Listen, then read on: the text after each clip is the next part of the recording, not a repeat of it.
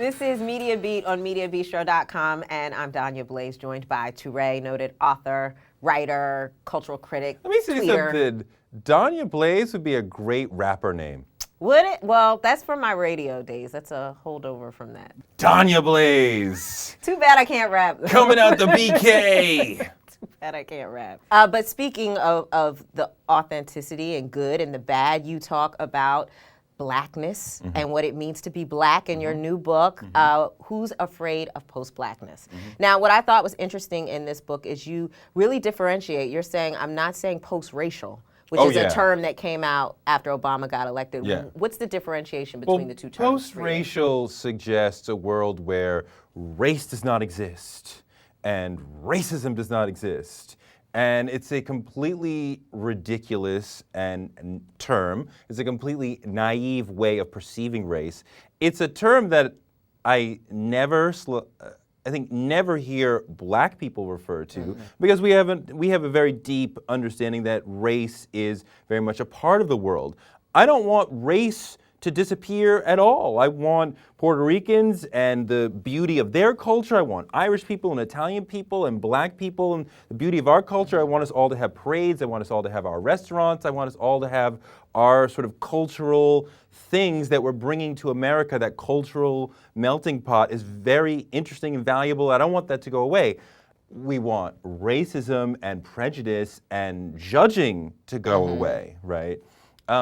Post-Blackness is something entirely different. With post-Blackness, what I'm talking about is a conception of Blackness where the identity options are infinite. So we're not saying this is what it means to be Black, what it is to be Jim Brown and Pam Grier and Malcolm X and Jesse Jackson, and they are Black. They come from the hood. They speak a certain way. They swagger. They are strong. They are tough. This is Blackness right here.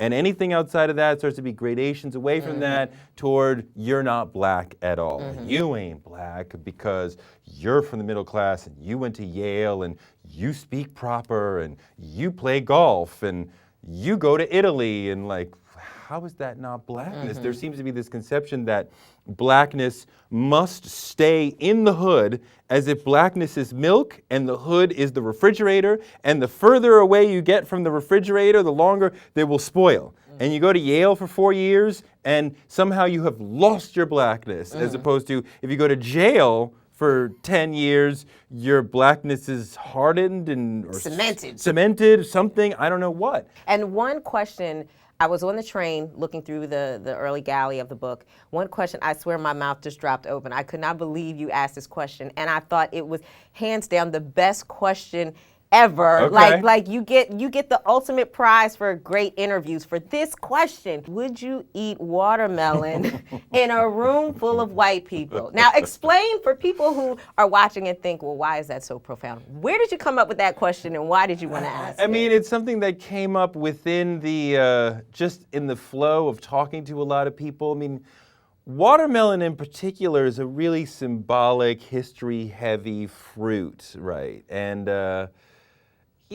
for a lot of people, they're not gonna eat watermelon in front of white people. Fried chicken is also that stereotypical history-heavy food. Some people, myself included, like fried chicken so much and see it as more normalized that, I don't have a problem, or I don't care, I like it so much, I don't care. Who knows that I really do like fried chicken?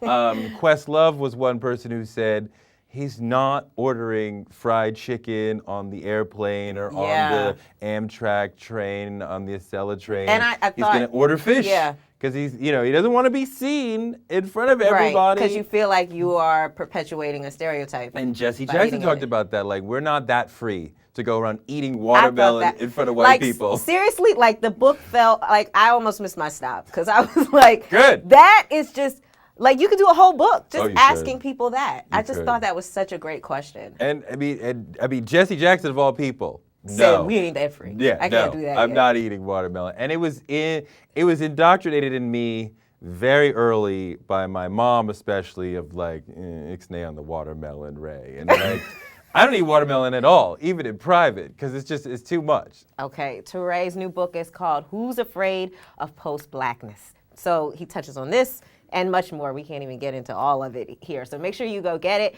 Part 3 coming up. I want to talk more about your work as a journalist for our readers who want to do what you do. So stick around for part 3 of Media Beat here on Mediabistro.com.